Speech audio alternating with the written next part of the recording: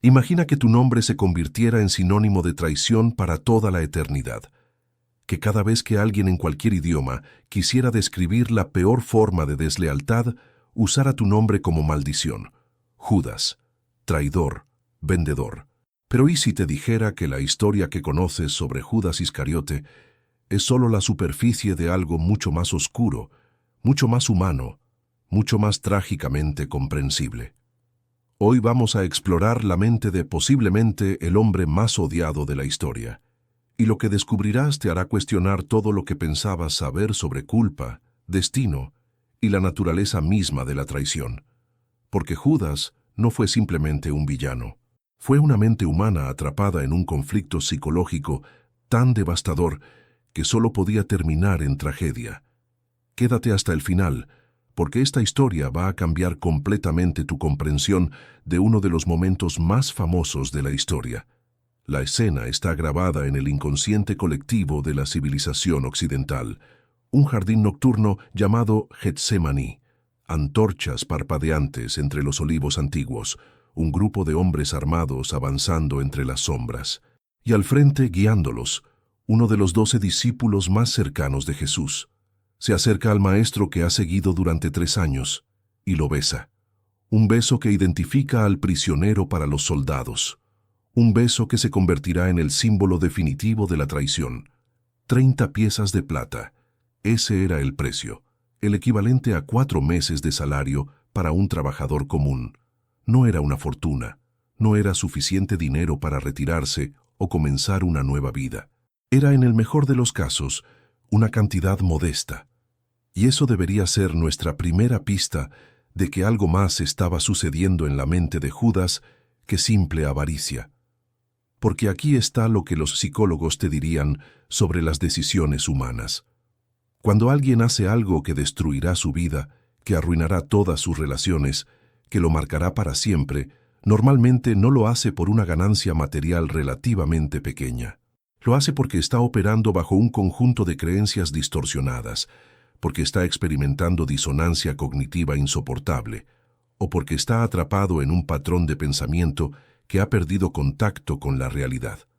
Judas no traicionó a Jesús porque 30 piezas de plata fueran irresistibles. Traicionó a Jesús porque su mente había llegado a un lugar donde la traición parecía la única opción que tenía sentido en su marco psicológico interno. Pero retrocedamos.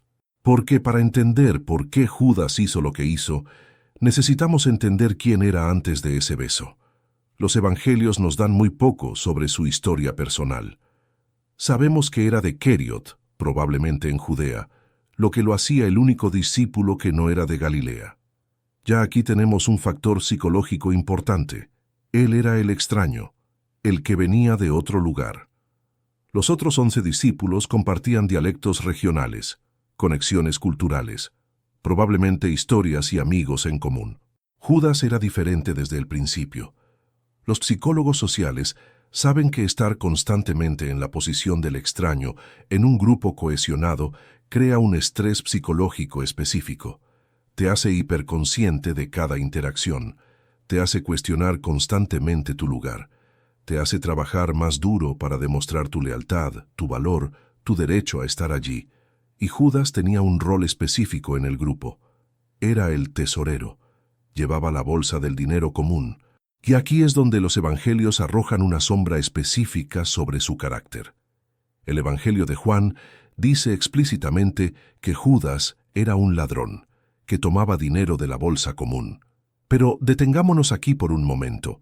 Juan escribió su evangelio décadas después de los eventos, en un momento en que la comunidad cristiana estaba desesperada por explicar cómo uno de los elegidos de Jesús pudo traicionarlo. La forma más fácil de explicarlo era retroactivamente pintar a Judas como malo desde el principio, como alguien que nunca fue realmente uno de ellos, como un infiltrado moral que simplemente estaba esperando su momento para revelar su verdadera naturaleza corrupta. Pero los psicólogos te dirían que es casi imposible mantener una doble vida como ladrón secreto dentro de un grupo pequeño y cercano durante 3 años sin ser descubierto. La presión psicológica sería inmensa. El miedo constante a ser expuesto. La necesidad de mantener historias consistentes sobre cada gasto. En un grupo de 12 personas que viajan juntas constantemente, que comen juntas, que duermen en los mismos espacios, mantener ese tipo de engaño sostenido requeriría no solo astucia, sino una especie de disociación psicológica que generalmente solo vemos en trastornos de personalidad muy específicos. Es posible, pero la explicación más probable es que Juan está proyectando hacia atrás la traición final sobre toda la narrativa anterior de Judas. Entonces consideremos una posibilidad diferente, que Judas comenzó como un verdadero creyente, que realmente creyó que Jesús era el Mesías prometido. Pero aquí está el problema crítico, la disonancia que eventualmente destrozaría su mente. ¿Qué tipo de Mesías esperaba Judas? Porque en el siglo I en Judea, bajo ocupación romana, había expectativas muy específicas sobre lo que el Mesías haría.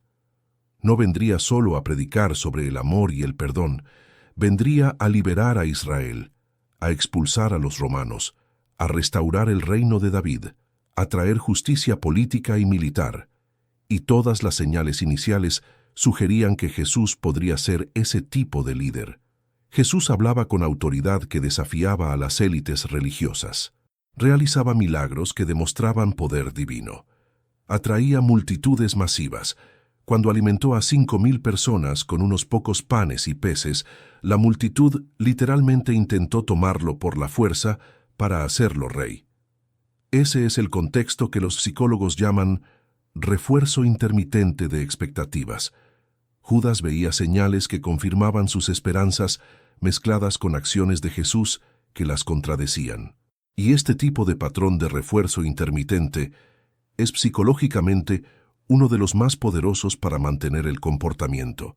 Crea una adicción a la esperanza, un ciclo en el que sigues creyendo que la próxima vez, finalmente, verás lo que has estado esperando.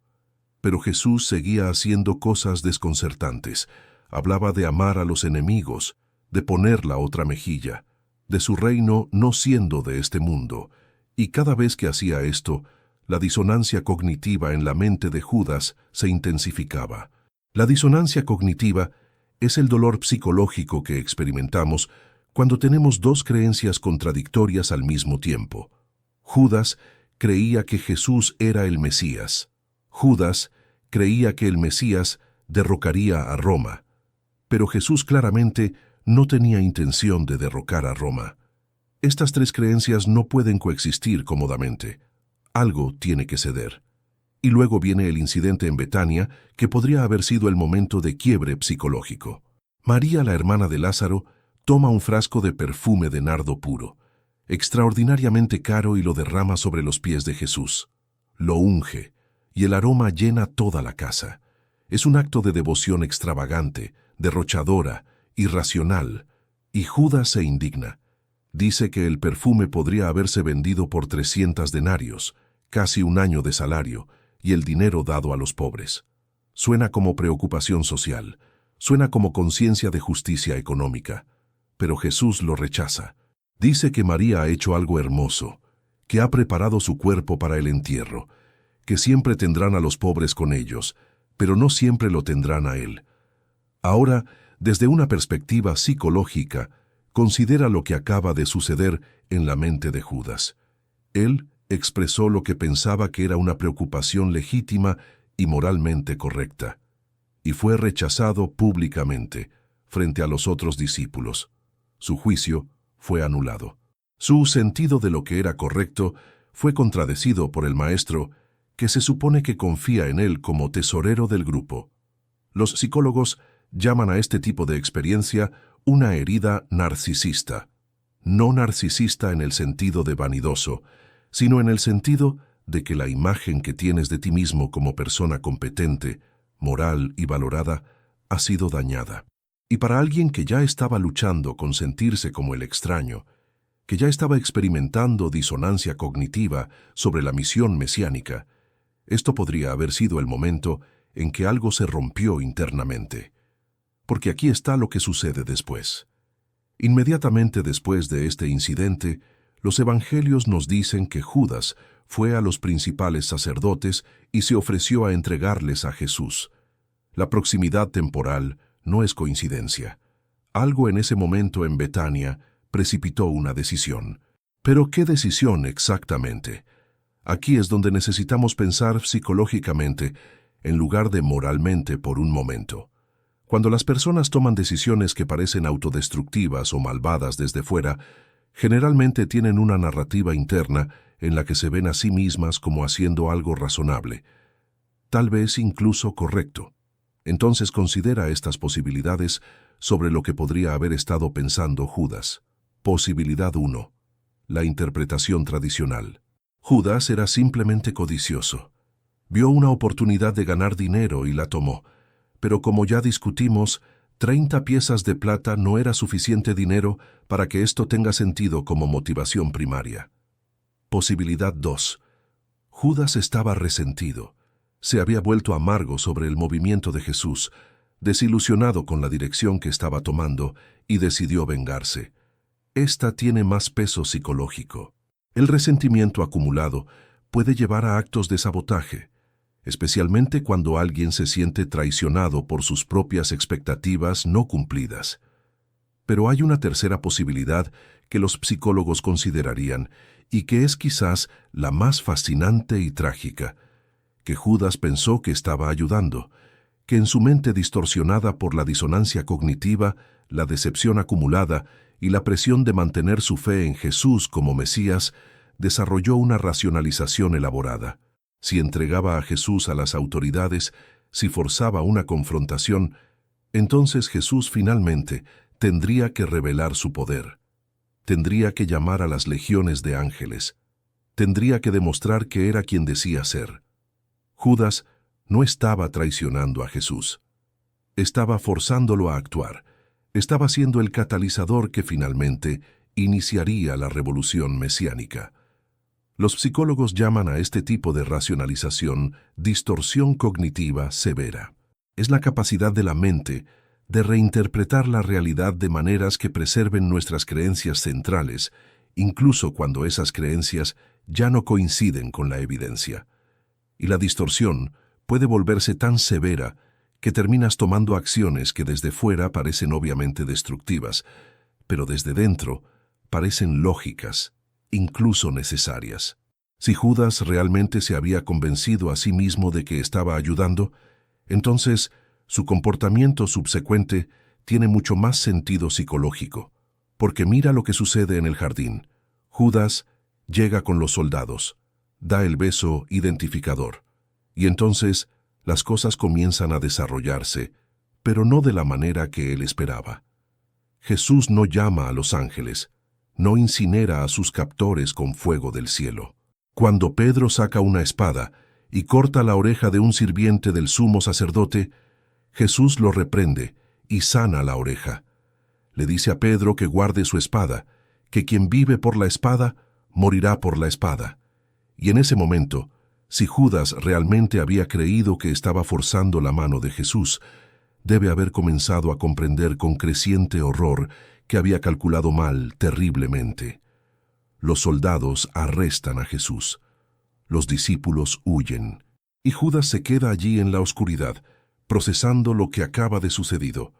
Los psicólogos que trabajan con trauma agudo te dirían que hay un fenómeno específico que ocurre cuando alguien se da cuenta de repente de que ha cometido un error irreversible con consecuencias catastróficas. Se llama colapso psicológico agudo. Tu mente literalmente no puede procesar la magnitud de lo que has hecho. Hay una disonancia tan masiva entre lo que pensabas que estaba sucediendo y lo que realmente estaba sucediendo que tu sentido de la realidad se desintegra temporalmente. Jesús es llevado a la casa del sumo sacerdote. Hay un juicio nocturno apresurado e irregular, testigos falsos, acusaciones contradictorias. Y en algún momento durante esa larga noche, Judas está afuera, probablemente oyendo fragmentos de lo que está sucediendo, comprendiendo gradualmente que esto no va a terminar con una victoria triunfante. Va a terminar con una ejecución. Los romanos van a matar a Jesús, y es su culpa. La estructura psicológica completa sobre la que Judas había construido su justificación interna está colapsando. Ya no puede decirse a sí mismo que está ayudando. Ya no puede mantener la ficción de que esto es parte de un plan mayor. Tiene que enfrentar la realidad cruda de lo que ha hecho. Y aquí es donde la historia de Judas se vuelve verdaderamente desgarradora. Porque Judas intentó deshacer lo que había hecho. En la mañana, cuando queda claro que Jesús va a ser condenado, Judas va corriendo de vuelta a los principales sacerdotes, les devuelve las 30 piezas de plata y les dice algo que los evangelios registran con precisión notable. He pecado entregando sangre inocente. Piensa en esas palabras. No dice que cometió un error, no dice que fue malentendido, dice que pecó, dice que la sangre es inocente. Esta es una confesión completa. Este es un hombre que está enfrentando exactamente lo que ha hecho y está tratando desesperadamente de detenerlo. Pero los sacerdotes se encogen de hombros. ¿Qué nos importa a nosotros? Ese es tu problema. Los psicólogos del trauma reconocerían esto como un momento crítico. Judas está llegando con culpa devastadora, buscando alguna forma de expiación, alguna manera de hacer las cosas bien. Y es rechazado. Le dicen que su culpa es su problema, que ellos han terminado con él. Este tipo de rechazo en un momento de crisis psicológica puede ser letal, literalmente, porque sin alguna posibilidad percibida de redención, sin ningún camino hacia adelante, la mente puede colapsar en una desesperación tan completa que la muerte parece la única salida. Judas arroja las monedas de plata en el templo, y luego va y se ahorca. La tradición dice que lo hizo en un campo fuera de Jerusalén, probablemente el mismo campo que los sacerdotes luego compraron con las 30 piezas de plata y que se conoció como el campo de sangre. Y aquí está lo que necesitamos entender psicológicamente sobre el suicidio de Judas. No fue simplemente un acto de cobardía o una huida de las consecuencias. Fue el resultado de lo que los psicólogos llaman culpa patológica, combinada con desesperanza total. La culpa normal es incómoda pero funcional. Te dice que has hecho algo mal y te motiva a hacer reparaciones. La culpa patológica es paralizante. Te dice que no solo hiciste algo malo, sino que eres irreparablemente malo, que tu existencia misma es una contaminación, que el mundo estaría mejor sin ti. Y cuando esa culpa patológica se encuentra con la pérdida total de esperanza, cuando no puedes imaginar ningún futuro en el que las cosas mejoren, cuando has sido rechazado por las personas a las que pediste ayuda, el suicidio puede parecer no como un acto de desesperación, sino como el único acto moral que te queda, como una forma de purgar al mundo de tu presencia contaminante. Y aquí está la tragedia más profunda. Judas se mató aproximadamente al mismo tiempo que Jesús estaba siendo crucificado. Estaba tan cerca, tan terriblemente cerca, de presenciar la resurrección que habría redefinido todo. Si hubiera esperado solo 3 días más, habría visto que la muerte no era el final de la historia. Habría visto que la redención era posible incluso después del fracaso más catastrófico. Habría visto que Jesús perdonó a Pedro, quien lo negó 3 veces. Habría visto que había espacio para él en la narrativa de la gracia. Pero su mente, devastada por la culpa y la desesperanza, no pudo sostener esa posibilidad. No pudo esperar. No pudo creer que podría haber un camino de regreso. Los psicólogos que estudian el suicidio hablan de un fenómeno llamado visión de túnel cognitiva. Cuando alguien está en crisis suicida severa, su capacidad de ver opciones se estrecha hasta que solo pueden ver una salida. No es que literalmente no haya otras opciones. Es que su cerebro ya no puede procesarlas. La desesperanza ha cerrado todos los caminos mentales hacia futuros alternativos. Judas estaba en ese túnel. Y se mató no porque fuera débil o malvado, sino porque su mente humana ya no podía soportar el peso de lo que había hecho combinado con su incapacidad de imaginar el perdón. Ahora, aquí está la pregunta teológica que ha atormentado a los pensadores cristianos durante 2000 años. ¿Estaba el comportamiento de Judas predestinado? ¿Tenía que suceder? Jesús mismo dice en varios puntos que el Hijo del Hombre tiene que ser traicionado, que está escrito. Pero si estaba predestinado, ¿cómo puede Judas ser moralmente responsable? ¿Cómo puedes castigar a alguien por hacer algo que tenía que hacer? Esta es la paradoja clásica del libre albedrío versus determinismo, y es exactamente el tipo de pregunta que puede destrozar una mente que ya está bajo un estrés psicológico extremo. Porque considera la posibilidad de que Judas sabía, o al menos sospechaba, que su traición era parte de algún plan divino mayor, que había escuchado a Jesús hablar sobre tener que sufrir y morir, que entendía en algún nivel que esto tenía que suceder, pero que también sentía la responsabilidad moral total por hacerlo. Los psicólogos llaman a este tipo de trampa de doble vínculo. Estás condenado si lo haces y condenado si no lo haces. Si traicionas a Jesús, eres un traidor. Si no lo traicionas, estás impidiendo el plan de salvación. No hay forma de ganar. No hay elección que no te destruya. Y tal vez esa es la perspectiva más aterradora sobre Judas, que él era un hombre atrapado en una narrativa que no podía controlar, tomando decisiones que sentía que tenía que tomar, y luego siendo aplastado por el peso de esas decisiones. No estoy diciendo que Judas no fue responsable. Claramente lo fue. Hizo elecciones. Tomó acciones. Pero estoy diciendo que sus elecciones surgieron de una mente profundamente conflictiva, operando bajo creencias distorsionadas, atrapada en patrones de pensamiento que habían perdido contacto con realidades más amplias. Y aquí está lo que deberíamos preguntarnos. En los momentos en que Judas estaba comprando su traición con los sacerdotes, ¿había alguien más de los 12 discípulos que podría haber hecho lo mismo bajo circunstancias ligeramente diferentes? Pedro negó a Jesús 3 veces para salvar su propia vida. Eso también es traición, solo de un tipo diferente. Los otros 10 huyeron cuando llegaron los soldados. Los dejaron solos. La diferencia no es que Judas fuera singularmente malvado y los demás fueran puros. La diferencia es que Judas fue atrapado en un conjunto específico de factores psicológicos, presiones, expectativas y distorsiones cognitivas que culminaron en una acción que no podía ser deshecha. Los terapeutas que trabajan con personas que han cometido actos terribles te dirán algo sorprendente. La mayoría de las veces, estas personas no son monstruos. Son seres humanos que tomaron una serie de decisiones, cada una de las cuales parecía razonable o incluso necesaria en el momento, y que se encontraron en un lugar desde el cual no podían regresar. Los perpetradores de daño severo a menudo están operando bajo narrativas internas que justifican sus acciones, narrativas que desde fuera parecen obviamente locas, pero desde dentro parecen perfectamente lógicas. Y el trabajo de entender estas narrativas no es excusar el comportamiento, sino prevenir que vuelva a suceder. Entonces, ¿qué podría haber salvado a Judas? ¿Qué intervención psicológica? ¿Qué apoyo social? ¿Qué momento de claridad mental podría haber interrumpido la cascada hacia la traición y el suicidio?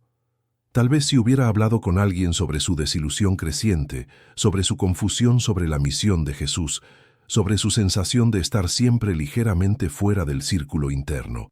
Tal vez si el grupo hubiera tenido formas de procesar conflictos abiertamente, en lugar de dejar que el resentimiento se acumulara.